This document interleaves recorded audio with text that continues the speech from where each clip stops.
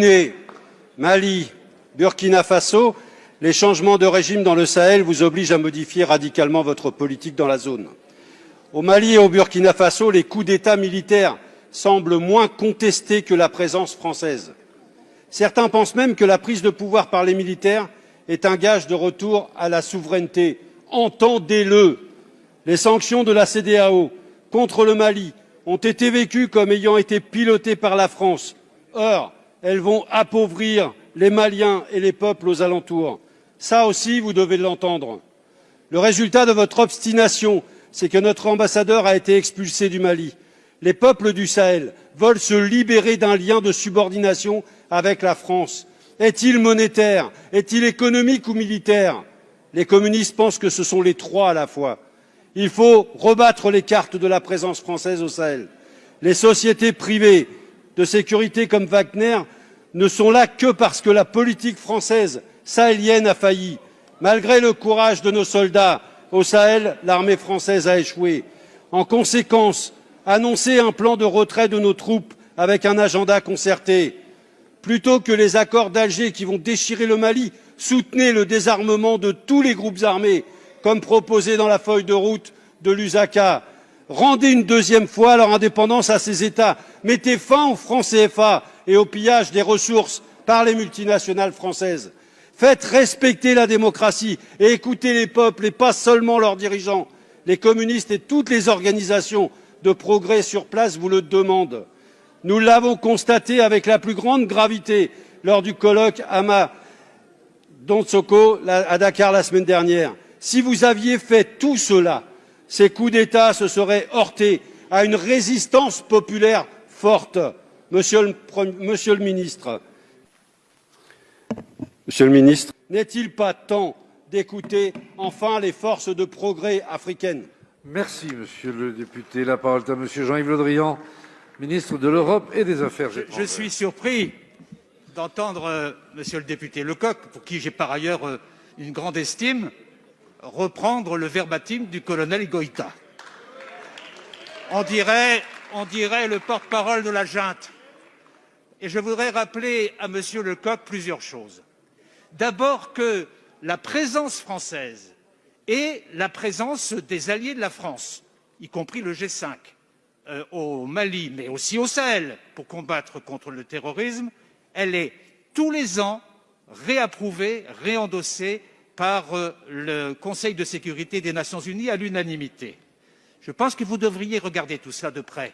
C'est la communauté internationale qui valide tous les ans. La dernière fois, c'était le 29 juin dernier, la résolution 2394, je vous conseille de la lire, premièrement. Deuxièmement, j'ai dit tout à l'heure que c'était le Mali qui se mettait au banc de l'Afrique, parce que je constate avec vous, je l'espère, que les 14 pays de la communauté des États d'Afrique de l'Ouest sont d'accord avec l'appréciation que nous faisons de la situation et ont condamné fermement l'évolution du Mali en faisant un blocus pour obliger le Mali à revenir à la démocratie. Vous êtes d'accord, vous, monsieur Lecoq, avec 7 ans de junte sans consultation démocratique? C'est ce qu'il demande. Et enfin, j'observe aussi que l'Union africaine, dans son ensemble, a validé les choix des pays de la communauté des États d'Afrique de l'Ouest. Bref, le Mali, c'est une question propre au Mali, et je dirais que l'isolement du Mali est tel aujourd'hui qu'il n'a que seul partenaire, les mercenaires de Wagner. C'est tout ce qu'il trouve. Le seul partenaire aujourd'hui du Mali, c'est Wagner. Tous les autres veulent que le Mali retrouve la démocratie et le combat contre le terrorisme. Monsieur le ministre, Madame la Présidente, mes chers collègues, c'est à regret que je me tiens ici pour défendre cette motion de rejet préalable du projet de loi autorisant la ratification de l'accord de coopération entre la France et les États membres de l'Union monétaire ouest-africaine. Vous avez fait un lapsus, Monsieur le ministre, vous avez dit l'Union économique et monétaire, ce qui n'est pas tout à fait la même chose. Regret parce que j'aurais aimé croire qu'une réforme du franc CFA, initialement appelée, souvenons-nous, franc des colonies françaises d'Afrique, ne l'oublions pas, aurait pu être l'occasion d'un débat approfondi entre tous les pays concernés et d'un véritable changement en profondeur de nos relations économiques et politiques avec les pays de l'Afrique de l'Ouest francophone. Pourtant, rien ne s'est passé comme ça. Sur le fond, cette réforme n'a pas été faite pour changer quoi que ce soit. Sur la forme, la méthode pour mener cette réforme confirme la condescendance de la France vis-à-vis de ces pays. Car pour ne rien changer, pas besoin de concertation. Personne n'était au courant de l'annonce de la réforme en décembre 2019 par Emmanuel Macron à Abidjan. Seul son acolyte ultralibéral, Alassane Ouattara, en avait connaissance. Lui qui a été mis en place par les chars français en 2011 et qui est le champion de toute catégorie de la multinationale Afrique à forte composante française. Lui qui vient d'ailleurs de s'arroger un 3e mandat inconstitutionnel au moyen d'une répression implacable des opposants. Quant aux partenaires de l'Union monétaire de l'Ouest africain, l'UMOA, qui gère le franc CFA, à savoir le Bénin, le Burkina Faso, la Côte d'Ivoire, la Guinée-Bissau, le Mali, le Niger, le Togo et le Sénégal, ils n'étaient même pas informés. Pas plus que le gouverneur de la Banque centrale des États de l'Ouest africain qui pilote cette monnaie. Lorsqu'Emmanuel Macron a expliqué le sens de la réforme en décembre dernier à Abidjan, il a dit, je cite, « J'ai souhaité pouvoir mettre à plat l'ensemble des sujets pour écrire une page nouvelle de notre histoire commune. » Fin de citation. L'idée ne lui a donc pas été soufflée par les États membres de l'UMOA, comme on veut bien nous le faire croire encore ce matin. C'est encore et toujours Jupiter qui a décidé seul. Or, un changement de monnaie, si l'on respecte un tant soit peu les peuples concernés, aurait dû être un chantier démocratique, transparent et ouvert, quitte à être long. Prenons notre exemple. En 1992, lorsque la Communauté européenne a choisi de devenir l'Union européenne et de passer à l'euro, il y a eu un référendum en France. Il posait bien l'enjeu du passage à la monnaie unique, 7 ans plus tard, avec un calendrier précis. Peu importe ce que l'on pense du résultat, mais force est de constater qu'au moins, sur la méthode, les choses étaient plus démocratiques. Ici, que nous propose-t-on ? La ratification d'un accord de coopération seulement. Même pas le calendrier de mise en place de l'écho. Et même, l'ordre de ratification est suspect. Pourquoi la France est-elle le premier pays à ratifier cet accord ? Pourquoi, en toute logique, ne pas avoir attendu la ratification des autres pays directement concernés pour terminer par la France ? Notre Parlement aurait de ce fait pu tenir compte des débats démocratiques dans les pays directement concernés par cette réforme. Logique, non ? Question de méthode. Cette réforme est par conséquent un non-sens complet. Cela justifierait à elle seule que l'on rejette ce texte. Mais vous avez encore la possibilité de le faire. Parce qu'il ne faut pas oublier que l'on parle de quelque chose qui est absolument fondamental. On parle de monnaie, c'est-à-dire d'une institution politique et économique. C'est la monnaie qui permet à une zone de déterminer et de piloter son économie pour obtenir des résultats de développement précis. Et qu'en est-il de cette réforme du franc CFA ? Va-t-elle permettre de piloter ces taux de change pour permettre de favoriser ses exportations ou ses importations ? Va-t-elle laisser aux pays de la zone le choix d'adosser à une monnaie plutôt qu'une autre ? Va-t-elle permettre de piloter son inflation, ses taux d'intérêt, le poids de sa dette, et j'en passe ? Eh bien non, rien ne changera. Le lien ombilical du franc CFA avec la zone euro va perdurer. Il s'agit de la parité arrimée uniquement à l'euro, la liberté des transactions et la convertibilité illimitée entre les deux monnaies. Ce triple lien permet à toute multinationale qui fait du commerce dans la zone monétaire du franc CFA de bénéficier d'une sécurisation de ses investissements sur le long terme grâce à la parité franc CFA-euro, de convertir ses profits réalisés en franc CFA vers l'euro, puis de rapatrier ensuite ses capitaux vers la zone euro. Prenons simplement la parité fixe euro-franc CFA. Pour ceux qui travaillent en euros, aucun problème, on est d'accord. Mais quand vous avez des secteurs entiers qui travaillent en dollars, c'est très compliqué. L'euro varie tous les jours face au dollar, et donc le franc CFA varie tous les jours face au dollar. Et lorsque les taux de change dollar-euro varient trop, des secteurs économiques entiers, on a connu ça, nous, avant le passage à l'euro, peuvent perdre leur compétitivité du jour au lendemain. L'Agence française de développement avait d'ailleurs tiré la sonnette d'alarme il y a quelques années en indiquant que la parité fixe avait été l'un des principaux facteurs de l'effondrement du secteur du coton au Burkina Faso. Tenons les leçons de l'histoire. Il pourrait donc être dans l'intérêt de certains pays dont les secteurs travaillent avec d'autres monnaies que l'euro de s'arrimer à d'autres monnaies. Le système du franc CFA favorise donc le lien entre zone euro et zone CFA. Cela entrave le commerce entre les membres de l'UMOA et également avec la CEDEAO. Cela explique que 50 ans après les indépendances, l'Europe soit encore le premier partenaire commercial de la plupart de ces pays, alors que le commerce à l'intérieur de l'Afrique entre ces pays représente moins de 15% au total. Ça doit vous parler, Monsieur le Ministre, ce commerce extérieur. Ce chiffre est un véritable échec du franc CFA. À lui seul, il justifierait d'ailleurs sa remise au placard de l'histoire.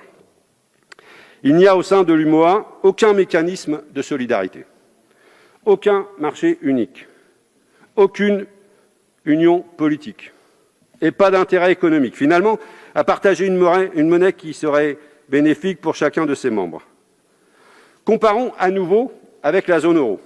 Malgré une très forte intégration économique et un commerce entre les États membres de la zone euro, on sait tous que les choses sont complexes. Mais là, on a affaire à une union monétaire sans autre forme d'union.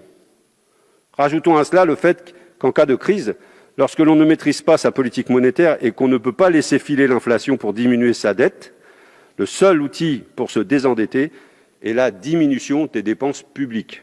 Ça nous parle aussi ici. Comme dans l'Union européenne, c'est austérité à perpétuité. Le rôle du franc CFA dans la situation économique et sociale catastrophique des États membres de l'UMOA est donc à étudier avec sérieux. Ce n'est évidemment pas l'unique facteur, nous sommes d'accord. Regardons la situation d'un point de vue historique. Dans les années 1980, le FMI et la Banque mondiale ont saigné les pays de l'Ouest africain.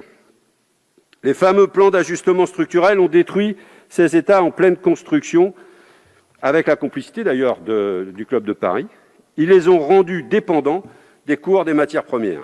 Ils ont obligé à tout privatiser et à réduire au maximum les dépenses publiques et ont promis un renouveau économique qui n'est jamais arrivé. Évidemment, ces cures d'austérité n'ont jamais fonctionné. L'endettement des pays est donc resté très élevé.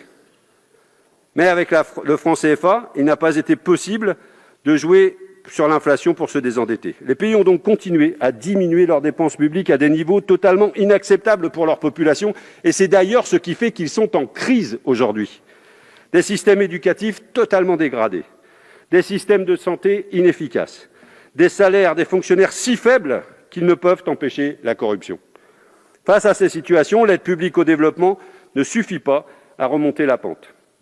Pauvreté, inégalités qui explosent, chômage de masse, désespoir de millions de jeunes et exil contraint. Et le pire, c'est que même avec l'aide publique au développement, la zone CFA est encore perdante. Tous les pays de l'UMOA sont dans la liste prioritaire de l'Agence française du développement. Une partie importante de notre APD est donc dédiée à la mise en place de programmes pour ces pays, dont certains consistent à construire des infrastructures. Or, qui est favorisé lorsqu'il s'agit de gagner des marchés dans une monnaie arrimée à l'euro ? Nos multinationales, bien sûr.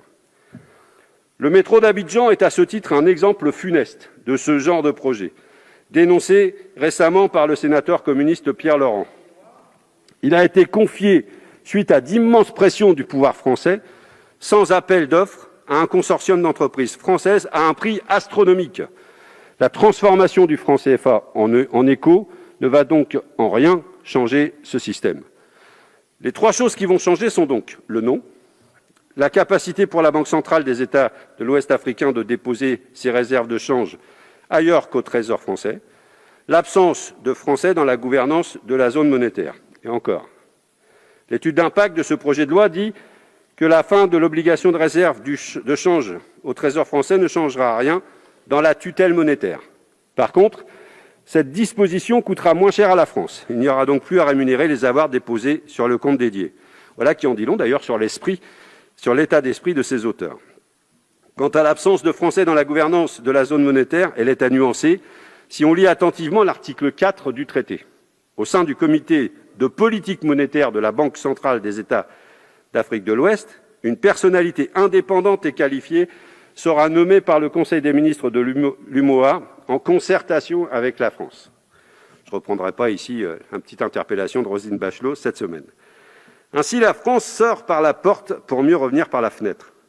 L'objectif de la France vis-à-vis de l'UMOA est clair, faire taire les critiques populaires sur le franc CFA par une réforme plus que minimaliste. Concernant le nom de cette nouvelle monnaie, c'est une tartufferie, comme j'en ai rarement vu. ECO est le nom du projet de monnaie unique de la communauté des États d'Afrique de l'Ouest, une communauté économique qui englobe tous les États de l'Union monétaire ouest-africain, ainsi que le Cap-Vert, la Gambie, le Ghana, la Guinée, le Libéria, le Nigeria et la Sierra Leone. La CEDEAO, ou ECOWAS en anglais, avait choisi le diminutif de son acronyme anglais pour nom de sa future monnaie. Nous avons affaire ici à une OPA hostile sur l'écho de la CEDEAO. L'objectif de la France vis-à-vis de la CEDEAO est clair: couper l'herbe sous le pied du projet monétaire de cette zone et imposer son écho comme un fait accompli pour étendre l'influence de sa monnaie à tous les États membres de la CEDEAO. Cet objectif est clairement énoncé dans le rapport de notre commission. Je le cite à la page 22.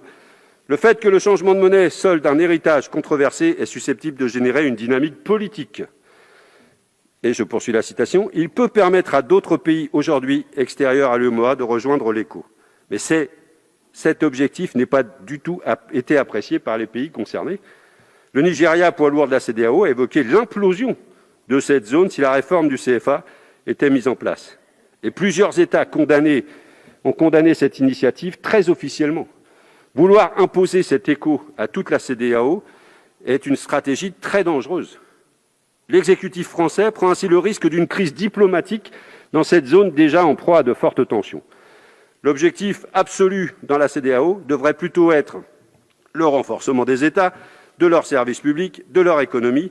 Seuls ces objectifs permettront d'offrir aux populations des perspectives de vie et de travail sur place. Et seul objectif pour lutter efficacement contre le terrorisme qui ronge toute cette zone. Et par cette stratégie du chaos, la France affaiblit la CEDEAO. Or, la CEDEAO est l'appui de l'Union africaine dans la région pour mener une politique de convergence économique et financière, une union douanière pour créer des intérêts économiques communs dans la région et surtout pour mettre en place une devise commune. Affaiblir la CEDEAO, c'est affaiblir le relais de l'Union africaine pour l'intégration régionale.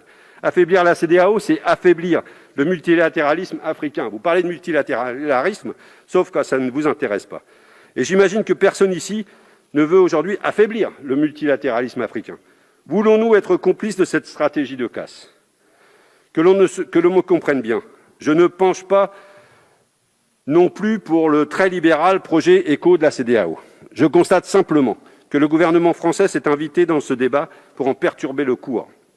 Cette monnaie, assumez-le, correspond aux intérêts des classes supérieures africaines tournées vers l'extérieur et aux multinationales qui travaillent en euros. Pour les peuples et pour les PME africaines, cette monnaie peut être un véritable boulet. Votre majorité défend les intérêts des classes aisées et des multinationales en toutes circonstances et en tout lieu.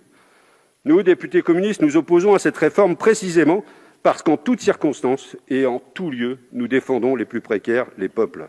Et pour cela, il faut un véritable renouvellement. L'exécutif français ne doit pas imposer sa volonté en faisant pression sur des dirigeants africains.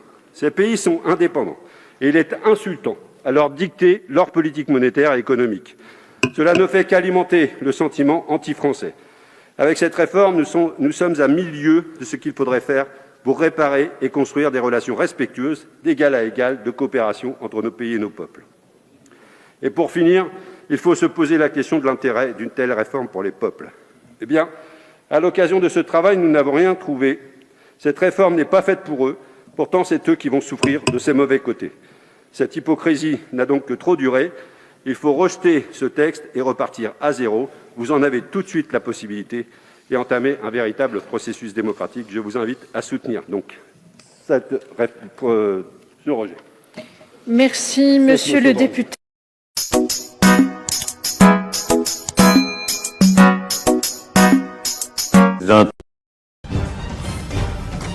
Afrique Média, le monde, c'est nous.